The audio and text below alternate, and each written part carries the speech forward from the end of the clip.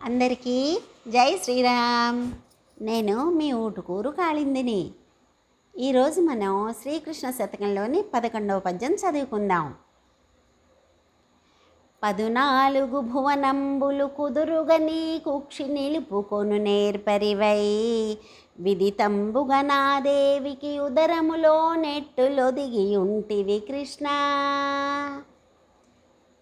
ఓ శ్రీకృష్ణ, 14 భువనాలని నీకు అదుపులో ఉంచుకున్నవాడివి కదా. అంతటి వాడివి నీ తల్లి అయిన దేవకీదేవి గర్భాన ఎలా ఒదిగి ఉన్నావయ్యా? ఎంతో ఆశ్చర్యంగా ఉంది సుమా అని కవి అంటున్నారన్నమాట. మనకి ఏ ఘట్టాన్ని గుర్తు చేశారు? చిన్ని కృష్ణుడిని ఆడుకోమని యశోదమ్మ పంపించింది.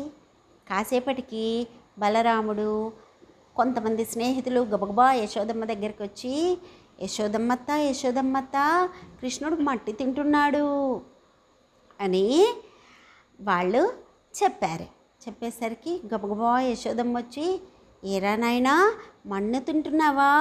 మీ అన్నయ్య చెప్పాడు అని అడిగింది. అమ్మా, వాళ్ళు నువ్వు నన్ను కొట్టాలని అలా చెప్తున్నారమ్మా, కావాలంటే నా నోరు చూడు అని పెద్దగా నోరు తెరిచేసరికి యశోదమ్మకి 14 లోకాలు కనబడ్డాయి. ఆ ఘట్టాన్ని కవి మనకి గుర్తు చేశాడనమాట. ఈ పద్యం మరొకసారి చదువుకుందామా? 14 భువనంబులు కుదురుగని కుక్షి నిలుపుకొను నేర్పరివై విదితంబుగా నా దేవికి ఉదరములో నెట్టులొదిగి ఉంటివి కృష్ణ. రేపు మరో పద్యంతో మీ ముందుకు వస్తాను. జై శ్రీరామ్. భారత్ మాతాకి జై.